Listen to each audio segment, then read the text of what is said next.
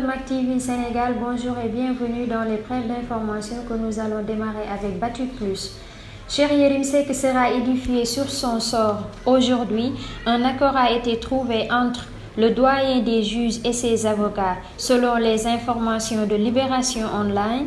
En attendant, il faut rappeler que le parquet qui a sollicité l'ouverture d'une information judiciaire a requis le mandat de dépôt. Toujours avec Cheikh Yérim Seck, le Conseil des diffuseurs et éditeurs de presse du Sénégal, CDEPS, s'exprime sur l'affaire Cheikh Yérim Seck, poursuivi pour diffusion de fausses nouvelles et diffamation de la gendarmerie nationale. Dans un communiqué parvenu à Média SN, le CDEPS considère que l'emprisonnement d'un journaliste alors que les faits ne sont pas encore établis suscite une inquiétude quant à la liberté de la presse et de la liberté d'expression, et estime que, dans cette période de pandémie du coronavirus, l'emprisonnement semble inadapté.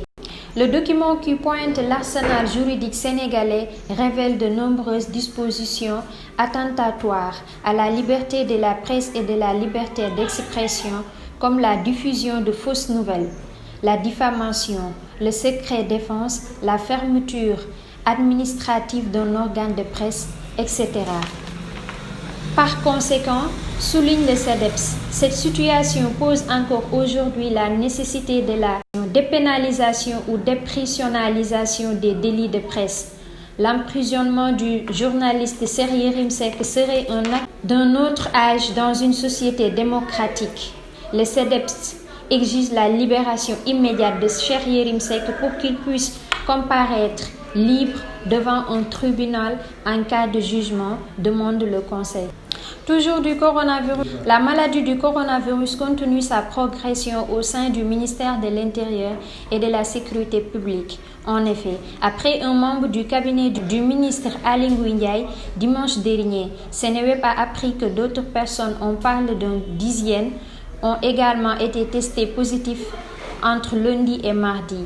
C'est ce qui ressort des résultats des prélèvements effectués sur certains membres du personnel du ministère. Même si le maître des lieux avait relevé sur sa page Facebook que son test est revenu négatif et qu'il s'est auto-confiné pour 14 jours, mais qui a contaminé qui, c'est la grande question. Pour le moment, en tout cas, nous souffletons si le premier cas signalé a été détecté, c'est qu'il a fait un malaise le dimanche. Parlons à présent de la situation du coronavirus au Sénégal. Sur 970 tests réalisés, 122 sont revenus positifs au coronavirus, soit un taux de positivité de 12,5%. Il s'agit de 111 cas contacts suivis et 11 cas issus de la transmission communautaire répartis comme suit. Liberté 6 2, Grand Yoff 1, Kër Mbaye Fall 1, Kër Massar 1, Jacques Mbao 1, Pikine 1 et Touba 4. 81 patients ont été testés négatifs et déclarés guéris. 16 cas graves sont pris en charge dans les services de réanimation. À ce jour, le Sénégal compte 5369 cas positifs, dont 3606 guéris, 73 décès et 1689 encore sous traitement.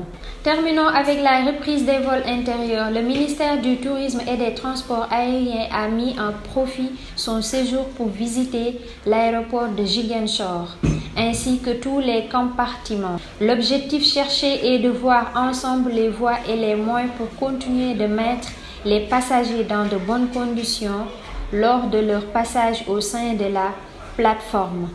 Saisissant l'occasion, le ministre Alioune Sarr a dénoncé le démarrage des vols aériens à l'intérieur du pays. Sur instruction du chef de l'État Macky Sall, nous allons démarrer les vols intérieurs le 15 juin 2020, a dit Alioune Sarr. Voilà, c'est ce qui m'est fait à cette brève d'information. Nous vous donnons rendez-vous demain, Inch'Allah.